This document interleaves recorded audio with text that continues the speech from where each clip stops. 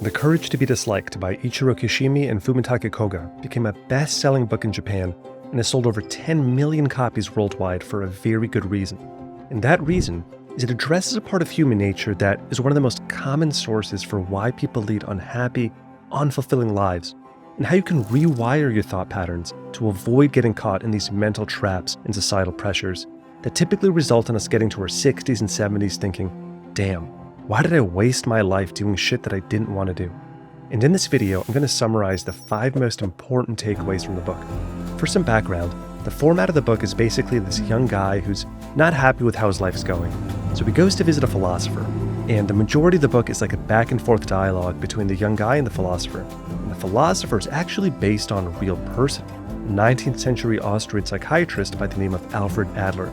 Not a lot of people have heard of Adler, but if you've heard of Sigmund Freud and Carl Jung, Adler is basically the lesser-known third musketeer in this trio of psychologists. Now, I'll give you some fair warning. Some of the concepts from this book are pretty controversial. I'll call those out when we get to them, but as long as you kind of take them with a grain of salt and keep an open mind, when you really think about them, they can be pretty life-changing. And the first big lesson from the book is, whenever you have a dilemma that involves other people, you should start thinking in terms of separation of tasks. So imagine like 2 circles that aren't touching. Anything related to what you do, what you think, how you feel, how you react, that goes in one circle. These are your tasks. What other people do, how they think, how they feel, how they react, that goes in the other circle, and those are their tasks. These 2 circles of tasks are separated.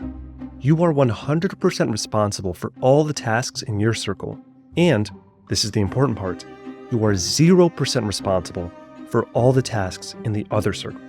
And this feeds directly into the next lesson, which is that many problems in life, the root of them is an interpersonal relationship problem. One person intruding on the tasks of another person. So let's say someone asks you to spend half your Saturday helping them with a favor, like helping them with a backyard landscape project or babysitting their kids. But you were already planning on staying in on Saturday to work on your YouTube channel. Your goals and desires are totally valid. You want to become a successful YouTuber, you already have a 9-to-5 job, and your weekends are the only opportunity you have to escape that 9-to-5. The book explains that you should get in the habit of feeling comfortable saying no, completely free from worry about how other people might react. So if the person asking you for a favor starts feeling anger or disappointment that you turned them down, that's inside their circle of tasks, not your circle of tasks. So it has nothing to do with you. You are not responsible for keeping everyone satisfied. Let's say your parents are pressuring you to go into a certain career, or pressuring you to get married as fast as possible. These are truly enormous life decisions, so you have to take agency in choosing for yourself what will make you happy here. And if your decisions stress your parents out, that's their task to figure that shit out, not your task. You are not responsible for them feeling stressed, for you not letting them play Sim Simulator with your life. This philosophy can also be really freeing when it comes to dating. So if you see someone you like and you want to ask them out, you are 100% responsible for making a move, but you should feel 0 worry about the outcome. Because whether they say yes or no, that's part of their circle of tasks. You're not responsible for it. You have no control over it.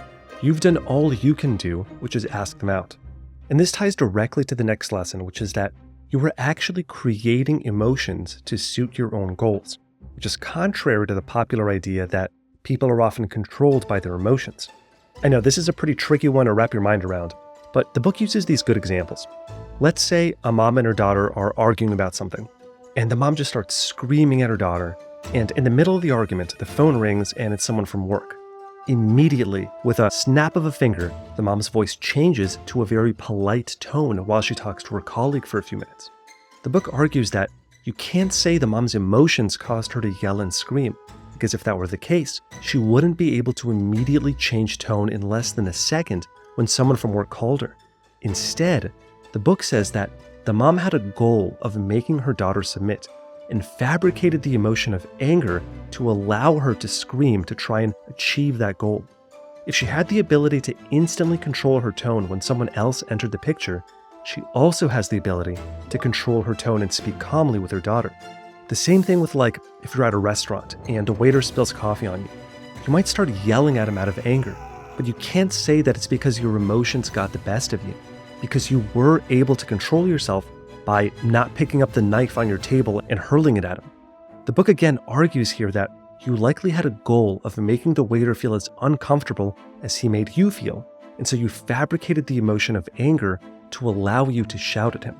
Now, this is one of those controversial ideas from the book, and I'm sure it may not be 100% directly applicable to every single situation in the world, but I think it is a really useful paradigm shift for your mindset. And if you really internalize it, it can give you a lot more control over your actions and ultimately lead you to better life outcomes. Now, the next lesson takes the previous lesson, the idea that you're in full control of your emotions, and really just pumps it full of steroids. If you thought the last lesson was controversial, you'll want to buckle your seatbelt for this next one, which is that the past does not define the future. And on this point, the book goes as far as to say that even trauma does not exist. And I know this is insanely controversial because you can immediately think of 100 different scenarios like people suffering abuse when they were young or victims of violent crimes. But I think this point is really more of like clickbait to get someone interested in thinking deeper about the idea. And the main idea is that, more often than not, people hold such a deep inner belief that their past determines their present and future, that it becomes a self-fulfilling prophecy even when it didn't need to be. So, obviously, people can have some really negative experiences, and some people really do experience way more negative things than other people. But the book argues that nothing is determined purely from those experiences, and we're free to assign different meanings to how those experiences impact us. So for example, let's say two people had the exact same experience, where in 8th grade, they had to do a writing project, which was to write an epilogue chapter for the book that they read in class. And the teacher read their work, got up in front of the entire class, and ripped it in half in front of everyone, slammed it down on the kid's desk, telling them to start over. One of those kids might feel so mortified and think that they're completely just horrible writers and never try to go into writing again.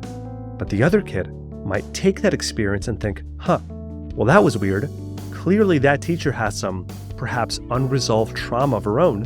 I'm just going to keep writing because I like doing it, and that's in my circle of tasks. If she didn't like it, that's in her circle of tasks. And by the way, this is a true story. It happened to me in 8th grade. It actually knocked my confidence to the point where I avoided any advanced or honors English classes in high school. But I'm happy to say that I don't let it impact my life or my decisions at all anymore, and I'm actually in the process of writing a book. And while we're on the topic of writing, this really blends well with a final big lesson from the book, which is that freedom from excuses will bring freedom to your life. The philosopher in the book tells the story of a friend of his who has a dream of becoming a novelist, but never ended up actually finishing the books. And when he was young, he would always complain that he's too busy with his 9-to-5 job. And when he was older, he would come up with excuses like, I'm not young anymore, or my family takes up all my time. The philosopher argues that the real reason that he never finished writing a book was that he wants to mentally live in this fantasy land of possibilities. By not actually publishing anything, it leaves the possibility open of, I could succeed at this if I really tried, and he never has to face any rejection. And so his mind conjures up all of these excuses that let him rationalize staying in this fantasy land so he doesn't have to consciously accept that it's just a fear of failure that's holding him back. And this lesson, I think, really ties all the other lessons from the book together. Given how controversial some of these topics are, it's really easy for someone to just be like, well, actually, some people have a condition where the neurons in their neocortex fire a certain way, and this information is scientifically false. But my main takeaway from the book, if I could wrap it all up in just a few bullet notes, was that your mind and body will naturally walk the path of least resistance. If others pressure you to do something, you might naturally be more inclined to do it to avoid the resistance of conflict. If there's a fear of failing your dreams, you might naturally use your difficult past or your current difficult circumstances to rationalize just staying comfortable where you are, because there's a chance of resistance and rejection. But when you decide that you have agency in your life, you have the control, you can do what you want to do, that you can be in charge of your emotions, that you don't have to be a puppet. When you decide to accept the idea that you have 100% full responsibility of your thoughts, of your actions, it frees you from your brain's natural tendency to make excuses, and it frees you from wasting your life as a people pleaser. And I think that's really powerful. All right, last important thing, If you want to be able to go back and review these lessons in the future without having to reread the entire book or rewatch this video, I put together a really nice one-page visual mind map that summarizes all these points. If you check out the link in the description, I'll happily send it to you completely for free. And if you already subscribe to my newsletter, this mind map should already be in your inbox. I'm also putting links up on the screen to some other self-improvement book summaries that I think you'll really enjoy. If you like this book summary and you want to see more videos like this, please hit that like and subscribe button. It really helps support this channel so that I can keep coming out with more content. Thanks again for watching. Good luck in your adventure, and I'll see you in the next one.